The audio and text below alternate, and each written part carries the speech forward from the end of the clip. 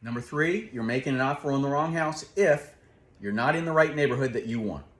Here's why. Because if you buy a home with a 1980s kitchen, you can always remodel it. And you can do it when your finances allow you to do so.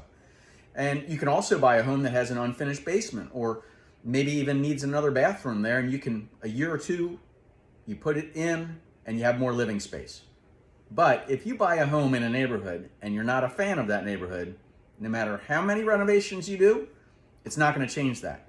So being in a neighborhood which has a good school district, for example, if that's important to you, then that's something you may not want to compromise on. Or let's say you're buying a retirement home. You probably shouldn't be making an offer on a house that has a floor plan that has steps or doesn't feature all-in-one floor living.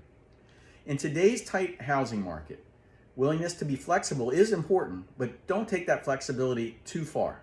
Otherwise, you might regret your home purchase. So you don't want